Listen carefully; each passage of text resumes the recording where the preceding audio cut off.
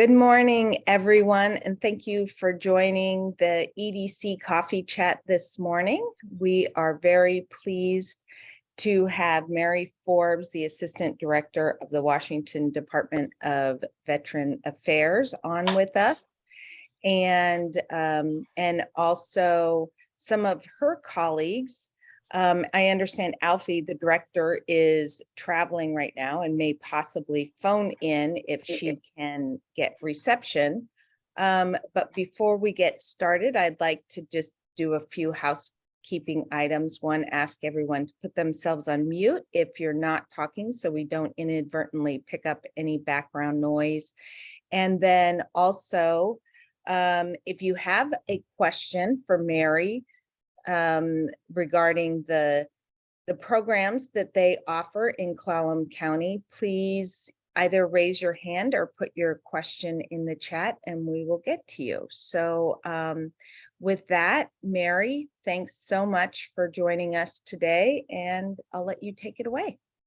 Yes, thank you so much, and greetings, Colleen. Thank you so much for bringing us here this morning, and look forward to just talking what your WDVA does across the state and also in your area. I'd like to just quickly introduce, of course, Liza Narciso, who's on the call, and she's Alfie's assistant executive. Good morning. And Rick Kelling, he's my executive assistant, and he's going to help run some of the slides. Good morning, Rick. We're all veterans. We've all served. My passion is my grandfather served, my father served, I served, my husband served, several children on our active duty. I have a first responder son, and so just really my family business. And I wake up every morning just hoping that, I can just help veterans and their family members, right? All their family members really live the best life that they possibly can. So with that, we'll kick off some slides and just run through them and just kind of give you like an idea portfolio what WDVA does across the state, and then we can go on to questions and answers and so forth. So next slide, please. So again, this is our resources in Clallam County. Excuse me. And just wanting to show you how important it is that it is, county, federal, state. It's the sum of the parts that really make us strong. There's not one agency that can do it all. And we really appreciate the work that Clallam County has done and the effort that they've put in. So this is just a quick overview there of what the resources are in Clallam County. Next slide, please. So again, just Colleen, you asked about the veterans. This is veterans data from the federal VA. And as you can see, it's saying here in this one, we have about 2,300 veterans in Clallam County. So that, that's significant, and we want to be able to reach those veterans. And the way I always think about it is, we want to really focus on our Vietnam veterans and older so that we really get them connected to their earned benefits and entitlements and get them connected to healthcare. And I know you guys have really significantly impacted that with your resource center. So I'll keep going, and maybe later we can come back to any of these things that you might have questions on. But you could just see other counties and where they sit and the numbers. And again, these numbers are generally 18 months old. We get these reports about every oh yes, thank you, Rick. Yes, there's 9,000 veterans, and I'm looking at that wrong. Okay. So veterans in receipt of some type of VA benefit. Okay, so that is what's key, is that we're trying to drive that number up, the 2,200 number up. We want, our Vietnam veterans and older, even our young veterans, of course, we want them connected to VA healthcare. We want them to do a VA claim and get adjudicated, maybe use their GI Bill, those kind of things. Those numbers are what drives that receipt number. So thank you, Rick, for helping me with that. Let's go on to the next slide, please.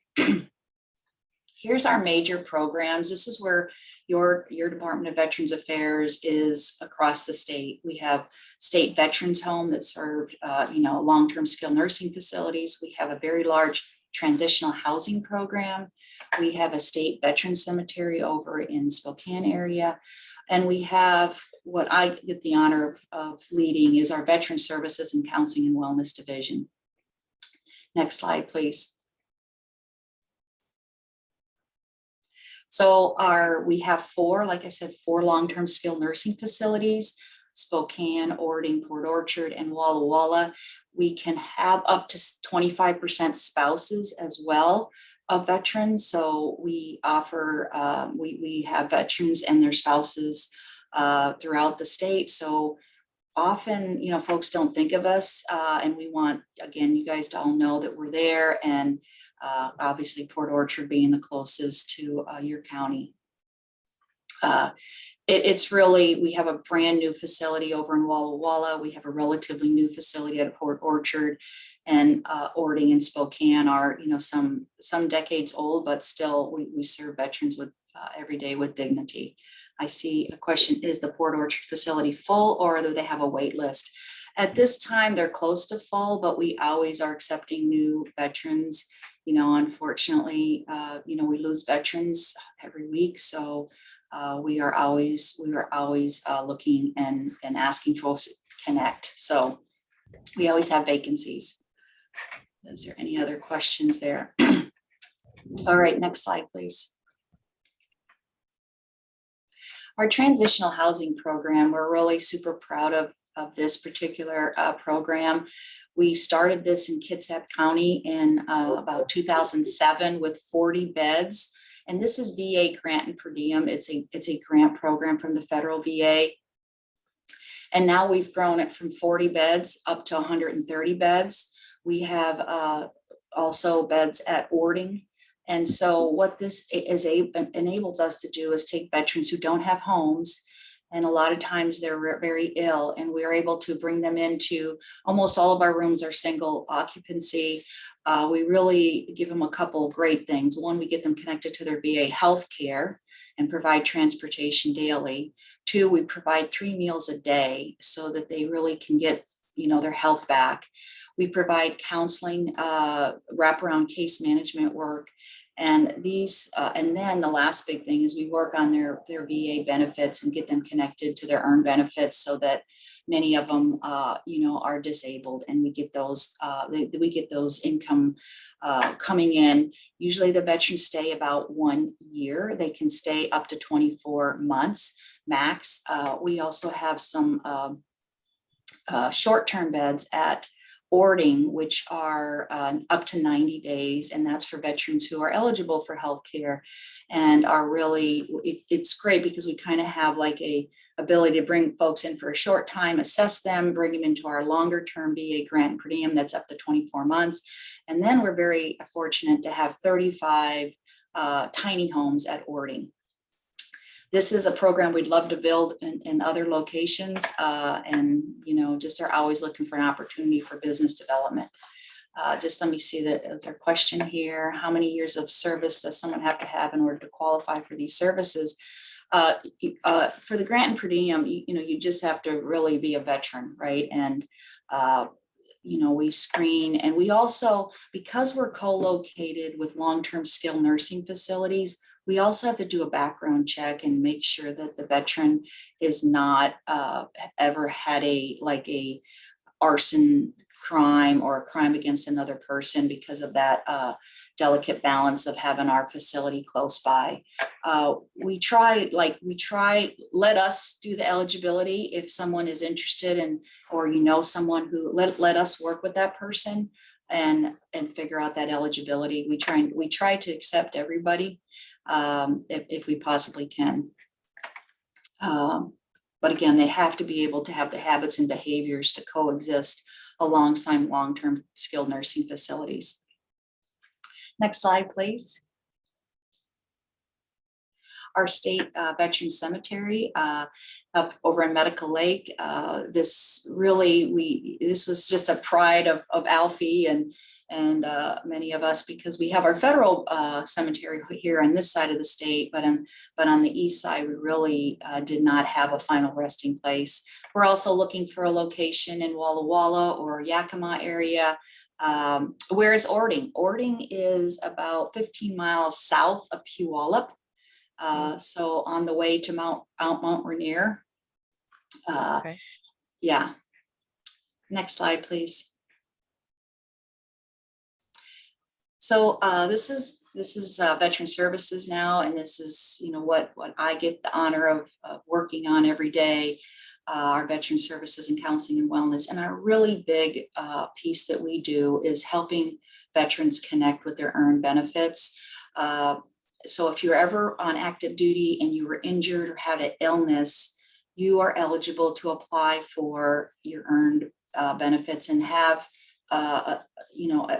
benefits come to you anywhere from $100 up to $3,000+ depending on what disability you have. We contract with 6 veteran service organizations throughout the state.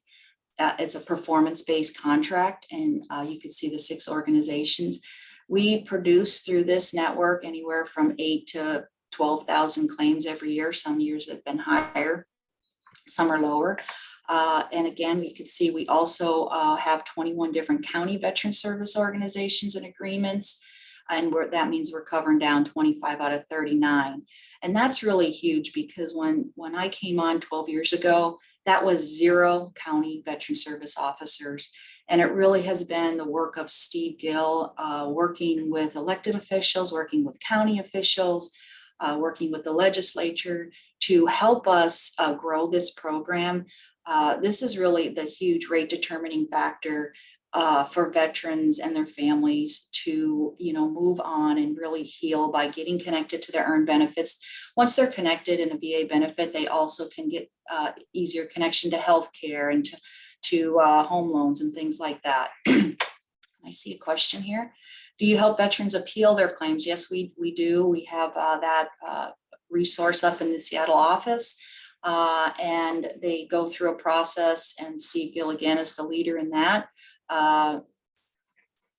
I'm not sure. Oh, Rebecca, I'm not sure if Clallam has the highest number of homeless. That is based on your nightly count. And sometimes, if you guys do a great job counting, and other counties don't, it might put it off, but let me see, let me keep going here. So anyway, that's kind of the whole idea here is helping our veterans get back to, what they need through our benefit services. I also list on the bottom a homeless veteran reintegration program.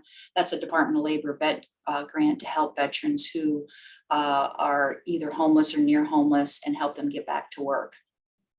I have to mention our work with the federal tribes, recognized tribes in this state. Again, back when I first came on, our tribes were not able to be recognized as veteran service organizations. So it was really Steve Gill that worked on helping get the Code of Federal Regulation updated to allow tribes across our country have that status. And so the CFR was changed 5-6 years ago, and that really allowed us then to start working with our tribes more directly and allowing them to have their own representative as opposed to be represented through one of the service organizations listed above.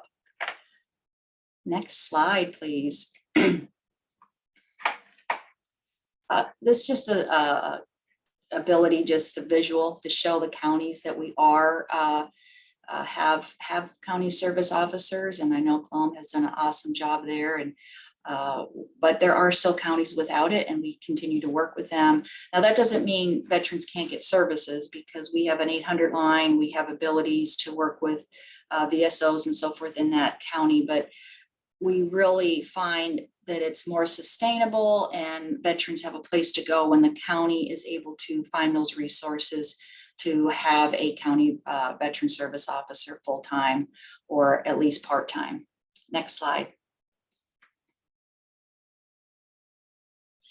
Here's a list of several other programs we have, and we have 30+ programs to serve our veterans and their family members where they go to work where they go to school, you know, where they're making their life in the communities. These are just a couple of them that I'm going to list off. Our Veterans Innovation Program really is kind of if there is zero financial ability through many other programs, we help veterans that have some type of outcome. Many of them are facing financial hardship, and they're going to be losing their rental property or their home. And so we are able to give and pay directly up to maybe $1,500, $2,000 for veterans who are really financially strapped. It's a pretty small program. We only help 10 to 15 veterans a month with this program.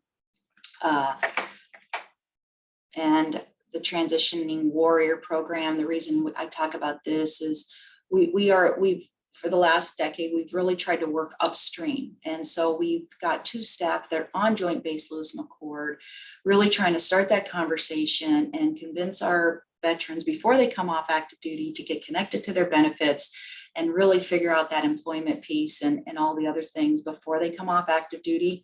That's a really big, important piece. And if we can get ahead of it, it really helps, obviously, the veteran and their families. We have a statewide apprenticeship coordinator by a House bill.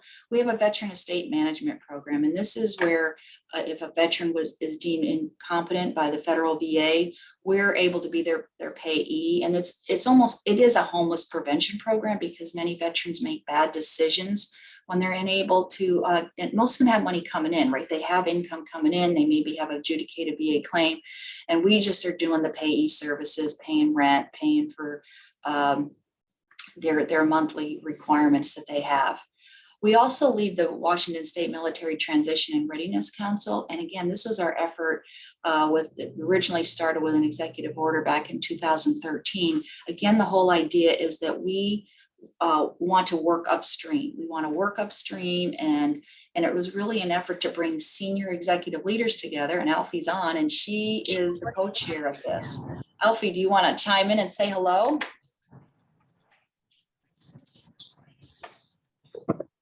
Not sure you're able to connect. Yes, we just got into reception area, and we are here. Let's see, can you see us? Yes, ma'am. Okay, so with us is our Deputy Director, David Puente, and we are on our way to Spokane from Walla Walla. So our apologies that we're not participating actively, but you've got the one, you know, the person that has the reins on a lot of our veteran services, and just would like to thank all of you for being here and listening to our pitch, and the fact that we are here for you and your veterans, EDC and the county. So thank you. Thank you, Alfie and David. Yes, Alfie and David now, you know, they often wear out many pairs of shoes every year because they're constantly on the road. They're constantly out talking to our veterans and their family members, and just trying to always find out what the gap is and how we can work to better serve our veterans. Thank you for chiming in, Alfie and David. Next slide, please. A few more of our programs, veteran-owned business certification. That's again to work with our veterans who own businesses and get them registered in the state of Washington so we can get visibility of their organization. And really, we really want it to be 5% or more of the business for state agencies. We have LGBTQ plus, oh my gosh, I'm sorry, LGBTQ plus veteran coordinator, Robin Lang, is awesome. And this has been really a very, very important part of our outreach and being able to help our veterans who maybe needed upgraded discharges or just need someone to talk to that understand their situation. Really, really huge added benefit. And that was again by House bill, our military spouse outreach initiative. This is new. Really trying to focus on that military family and helping our spouse be employed, helping with childcare. A lot of topics there. We are the leader. We're the first in the country to have such a position. And you can see our phone numbers down below, just some of our other locations and call centers and so forth. And I see we have Yes, is our local contact. So you have the Clallam County point of contact. Thank you. We can get that military spouse outreach initiative. Maybe Rick can help me with that. That's Olivia Burley. She is really, really doing an awesome job. Next slide, please. Okay, so now I'm going to go, we've got two parts of programs. The other main part is counseling and wellness. And this is something that's was started back in the early 80s to really be able by our RCW, right, Revised Code of Washington, to do contracted licensed mental health providers across our state. It's a relatively small program. We have about 25 contractors throughout the state, but it is very impactful because we often then are able to start that conversation with our veterans or family members and then get them connected to federal VA. But this is a pretty big, pretty impactful program, and we continue to want to expand this and have asked our legislature for additional funding in the new year to try to expand this program. We have a veteran training support center, and this is a King County contract. We, WDVA, often go after contracts, and we've had this contract for about closing in on 15 years.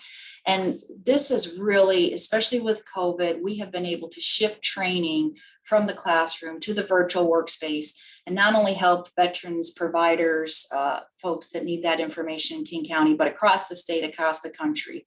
It really has grown up, and we are continuing. You can go to our website and see the many classes that we have every month, covering down from, you name it. We try to cover it down. I see Rick is putting in the point of contact for Olivia. Thank you, Rick. I appreciate that. We have a traumatic brain injury program. We have 2 staff that do that work. And this was, again, one of the signature injuries of our the last 2 decades. And so this is important that we are able to have staff that connect with veterans and their family members to help them understand what they can have access to, get them connected to VA healthcare. Our newest program is Suicide Prevention and Sport Program.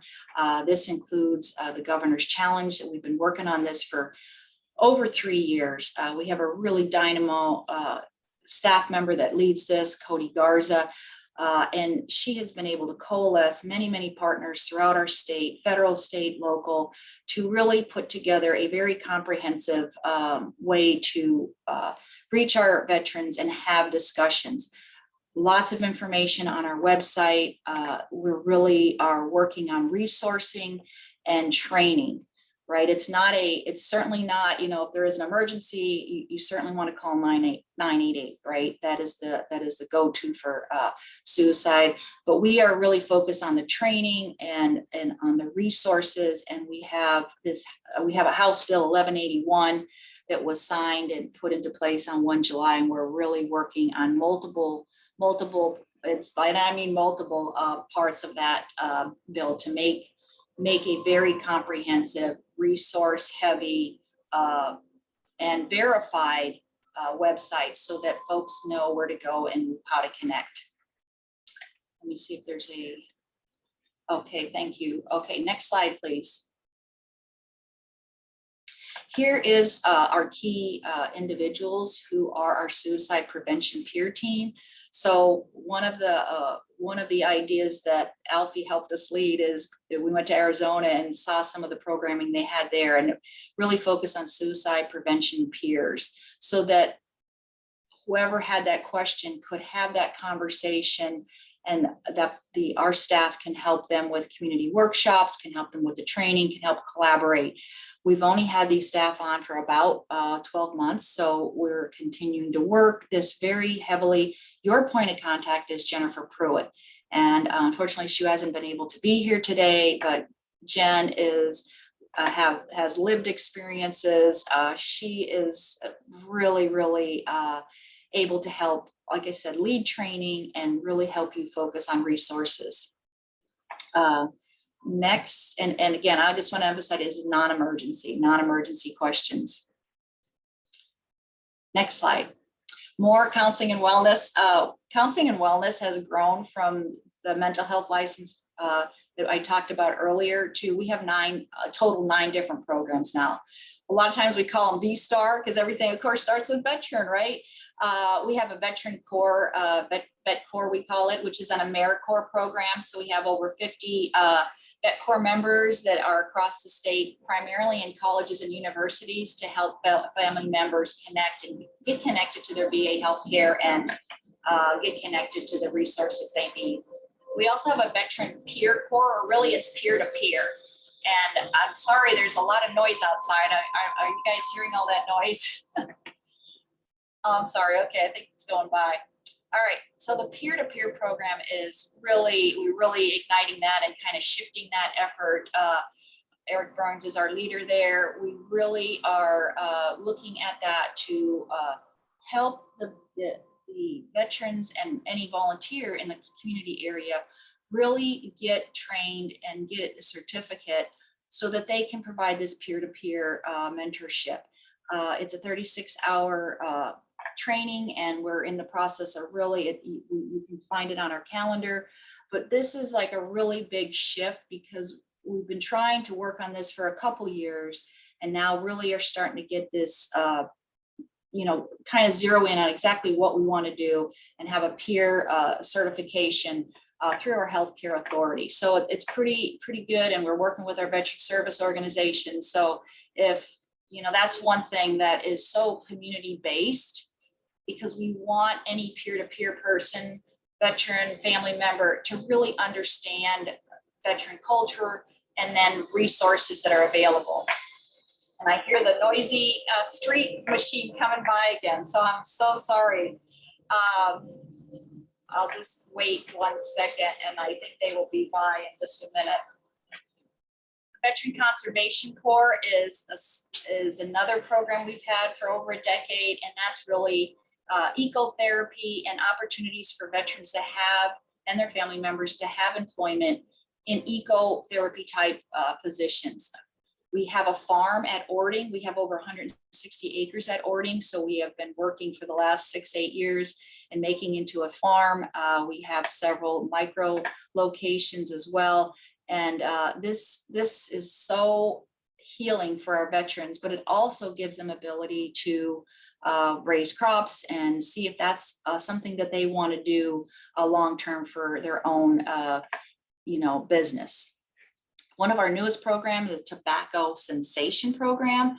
And this is new and an opportunity to connect with all of you if that's something you want to do. Veterans are like 30% higher in using tobacco than the general public. It's really, when I saw the figures, I was just so just so sad, I know a lot of veterans, and that's just what they do when they're on active duty. So if this is a topic that we could bring to your group, your area, we have really an awesome individual that's really growing that program. Next slide. So a women's program. Lisa helps us lead this program, and Alfie. Just some of the figures, what we're doing. We really are seeking that number 3 bullet. We're really trying to get a full-time coordinator because it is a full-time job, just like our other liaisons that we work with. A woman wants to talk to a woman on issues that are going on, and we also want that person to be an expert. So Lisa, would you like to chime in? You have been our leader. You've been our national leader. You make trips to Washington, D.C., and maybe you can throw a couple things in here that you're working on. Yes, so women veterans are the fastest growing population among veterans. And our struggle is different from our men counterpart. And they always, I know when I was in the Army, they told me one size fits all. It don't matter what your gender is. But DOD is, making stride and opening all the specialty for women, but somehow the VA is lacking behind. And the one thing that I belong to the National Association of State Women Veterans Coordinators. The one thing that we're trying to do is when I'm from Washington, and if I move to Arizona, we're hoping that the layout or the services that the VA offers for women veterans is the same. And we had found out that it's not really the same or similar. It depends on who is the administrator of that facility. And I know the struggle that we do. Oh, Lisa, you went on mute at the last part there. Sorry, we all know that women are caregiver, you know, if you have young kids.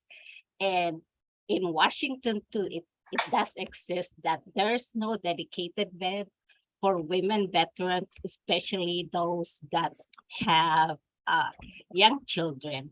I know for many years, American Lake has a child care center, and a lot of women doesn't know that, but if you have an appointment at American Lake, you can drop off your child there while you go on and get your care.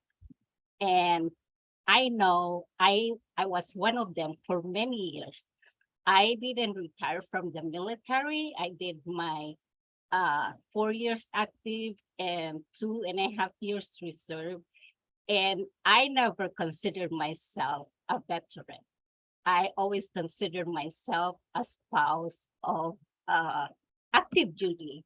And when I came to work for our state, it's Alfie asked me, "Are you a veteran?" And I said, "No, I'm not, but I'm a spouse of an active duty member." And then she changed the question. She said, "Have you served in the U.S. Armed Forces?" And I said, "Yes, but I didn't retire." And she said, "But you are a veteran." And there are so many women out there that are in the same boat. An example is 70,000 women veterans, but only 7,000 in our state is in some way, shape, or form is connected to their benefits. So we need to locate the 63,000 women veterans out there to come forward. And I always tell them, hey, we earned our place in American history. So stay tuned. Your Women Advisory Committee is gonna do mini summits all over the state and all those kind of things. And we have virtual lunch and learn next week, and it's about women's healthcare. So I'll send you the flyer, Colleen. Great. Thank you, Mary. Thank you, Lisa. And yeah, it's just to kind of put in perspective, when I joined the military, and I know when Alfie did, there was probably like maybe 4 or 5% women total. You rarely saw a woman. I mean, I spent, 3 decades going to meetings and just very few women. Like I usually was the only one. Three of my daughters are serving now, and it's about 22% of the armed forces is women. So it's growing. So what that means is as those veterans come off to active duty, they're going to be coming to our state, our communities, our cities. And so we want to be positioned to help serve them. And that's the effort of trying to get that full-time position that is in a decision package right now. So thank you so much, Lisa. I think there's a question in the chat for you. Yeah, I'm answering. Thank you. Okay. Next slide, please. Here's just a list of other state benefits that veterans have that we, our service center every day are answering questions and making referrals. A lot of times veterans just don't know these things, and we're always trying to let them know what their benefits are, their entitlements are. These are just some of the lists that we have, and I won't read them through. But again, every day there's new veterans coming off active duty. So every day, we're educating, we're trying to meet them where they are, and I'll stop there. So next slide. I think we're coming close to the end. Just some of our points of contact, our Facebook, Steve's name, of course, Rafael Lozano. He gets out and does a lot of our training for community-based, our counseling and wellness, our cemetery. With that, why don't we, I think that's the last slide. Why don't we close out and see what questions there are? And Alfie or Dave, do you want to make any comment? Would you like to chime in at all if you're able to? I think we can. I hear you. Yeah. So you know, what's in it for you? You know, as those who live in your county, you know, what's in it for you? Well, it's going to be making that connection to a lot of the services and benefits that are available to our veterans. I think Mary spoke about, you know, when we connect a veteran or an eligible surviving spouse, you know, a widow or widower who is living at the poverty level, there are benefits that actually bring money into their pocket. Many of the benefits that come to our veterans are tax-free, and they're invested right into the community. So that's why it's important to make the connection of our veterans to their benefits, because ultimately it means potential retraining, healthcare, and disposable income that is going to be spent in the state, you know, so, and especially in the county. So there's a lot at stake in being able to identify veterans everywhere in our state, and especially in your county, because it does mean economic development or economic opportunities for people who may not have certain means, and the federal benefits and the state benefits can contribute for them to be more successful and have better quality of life. David, do you have anything? No, not at all. But David is driving, so he's been a responsible person. But you know, we're gonna sign off, but Mary can continue with the question and answers and all that. But thank you for taking advantage of being able to understand what your Washington Department of Veterans Affairs has to offer, and we are willing partners in all of the workshops that Mary talked about. Suicide prevention, you know, there's not enough of that, and we need an engaged community to be able to serve not only our veterans, but the community at large with all of the training opportunities that we have to offer. Thank you, Mary. Great job. Thank you, Alfie and David, for chiming in. It's always great to see your smiling face, and this, the energy. You can see Dave and Alfie give us energy every day. It's, you know, it's just it's an honor to work at WDVA. I see a question or a comment from Dale Jarvis about using evidence-based treatments for PTSD and major depression. Yes, our federal VA lead the way. They are really focused on using evidence-based modalities to you know, help veterans get back their livelihood, and we see some awesome recovery. The key is getting connected to that VA healthcare, and that's a separate enrollment from your VA benefits. You have to do a separate enrollment. You have to go and get a ID card, but clearly getting veterans connected to their healthcare is one of our big efforts. We've been focusing a little bit on the benefits piece, but the healthcare is similar, where we're seeing less than 20% of our veterans connected to healthcare across the state, and we would like that to be higher. Even myself, who have my own insurance, I use the VA healthcare because they understand VA healthcare issues, they understand women issues, and that provides that backup for me. But for elderly veterans in an economic bind, you can get, you know, if you're connected to your VA healthcare, you could get, you know, your medical durable, your pharmacy, and your medical appointments at the federal VA. And as you get older and those costs are increased, veterans forget about how impactful that can be to help reduce the overall impact of just the real life, you know, that happens as we age, right? So I see a couple hands up, and I'm not sure if we know what order. Colleen, is there an order? Yeah, Go sure. ahead. I think Lowell had his hand up first. Lowell? He's a Yes, council member at the city of Sequim. it's my understanding that there is a veterans group home planned for the city of Sequim, 7 members, I believe, homeless and disabled veterans. Do you have words about the status of that program?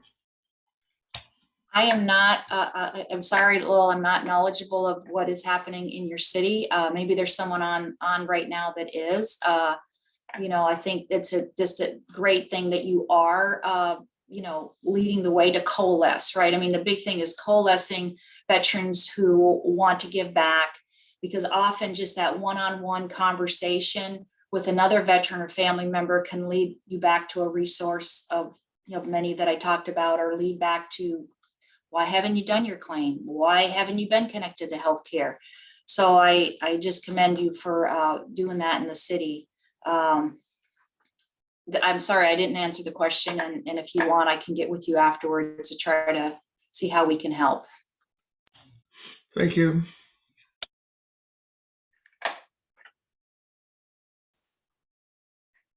So we've got Mr. Rainwater with your question. Yeah, hi, my name is Matthew Rainwater, and I actually run a nonprofit called Pennies for Quarters. We're working on building tiny houses for homeless veterans here in our area. Thank you. And I just wanted to say I appreciate all the information that you're putting out. And I've already been emailing with Rick and messaging with him. I look forward to hopefully being able to get together and see how we can work together to help the homeless veterans in our area.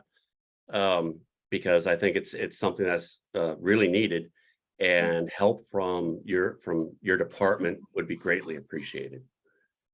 Absolutely, Matthew. Thank you. And that is so wonderful, like tiny homes. And we've worked with nonprofits like TOT Village and Veterans Hope Center and county, right? It's sort of like the sum of the parts to be able to find the resources, find the property, then find operating funds to help something like a tiny home village continue, right? So it's a lot of very purposeful coalescing of the right players and being able to see what each level can contribute. So thank you for that work that you do, and look forward to getting with you in the coming weeks and seeing how we could help form that, right? It is a coalition of the willing, and it is often, counties providing opportunities, nonprofits, and I say plural nonprofits, right? Because sometimes there's not one nonprofit that can do it. The state, the federal, all trying to joining in and getting and putting in what is the best for your county, what is the best for your region. So thank you, Matt. I appreciate it. Thanks. I look forward to hearing from you. Thank And you. then Mr. Galici, please. I hope I pronounced that correctly. Close enough, Galici. Kevin Galici, Clallam Transit System. So we offer a 50% discount for the veterans through a program we have each year. The Northwest Veterans Resource Center applies for that. We also have a RFP card that's a reduced fare card for disabled veterans. And I know we do transport a lot of veterans, like for instance, to Seattle on our straight shot service. It's very appreciated by them. But is there something more that we could do for transportation, not just something that's a nicety, but something that would maybe really make a difference for veterans in the community here? I'll speak up and then see if there's others.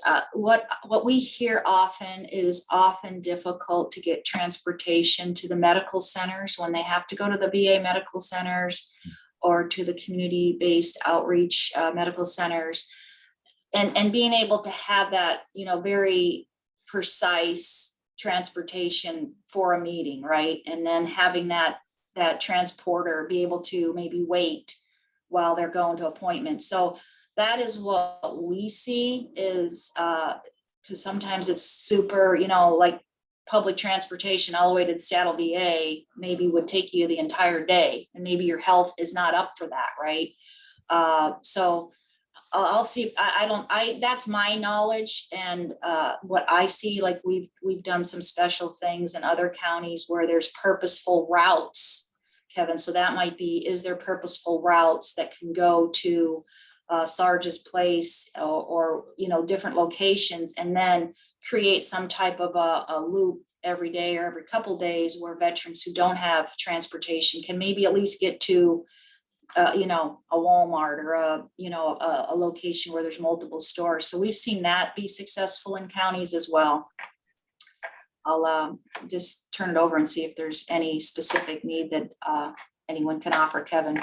Thank you, Kevin. Thank you. Okay, I noted in the chat also, there was a question about, are there any dental services available in Clallam County? I'm hoping that up for questions.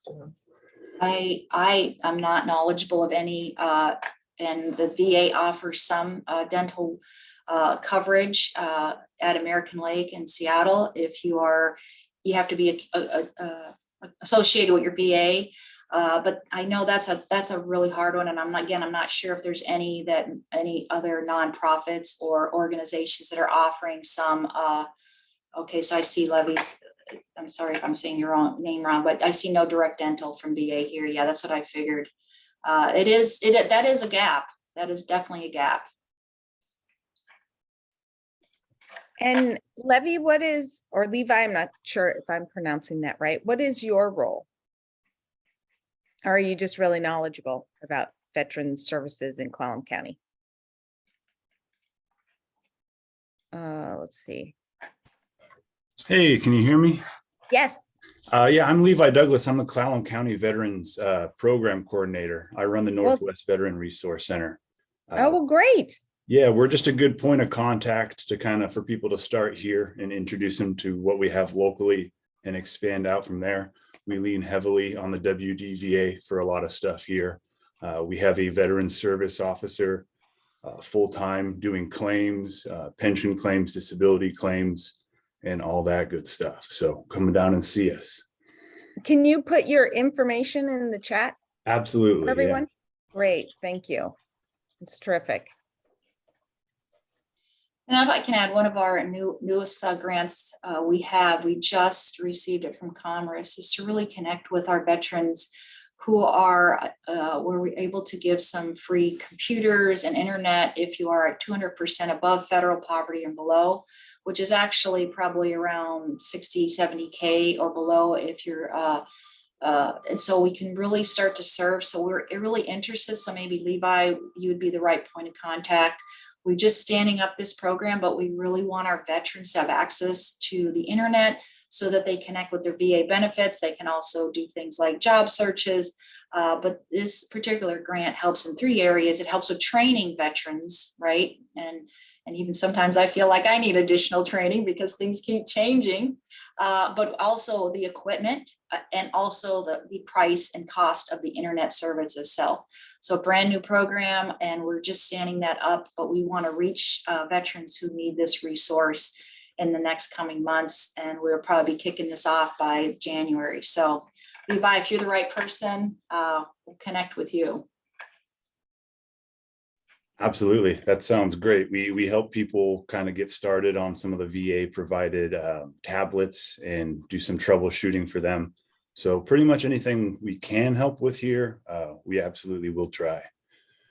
Thank you. Yeah, we might just need a touchdown just to meet you and greet you and work how those referrals are going to be set up. But you know, this is a perfect example of how we can take grants that we have, and we want to decentralize it, right? And knowing the touch points in the community and knowing where there's an inspired veteran or veteran organization or county agency, federal agency. We don't have any one way of doing it, but this has been really great this morning to see the enthusiasm and just to see how many folks you got on call, Colleen. This is awesome. Oh, good. Yeah, and like I said, I know Randy Johnson, who's a veteran and is one of our county commissioners. And Levi, what's the name of the committee that he chairs for veterans in our county? I'm not sure what Randy chairs, but we have the CCVA, Clallam County Veterans Association. They help oversee the county Veterans Relief Fund, which I disseminate to veterans in financial crisis. They can come down, same address, contact and phone number. But Randy is one of our biggest supporters for future legislations and expanding the levy to help more people here. So. Mhm. Okay, great. And I realized I didn't include Sherry Tinker's email in the chat. And Levi, if you'll put yours in there as well, your email, that would be terrific. And so Dale, you had a comment?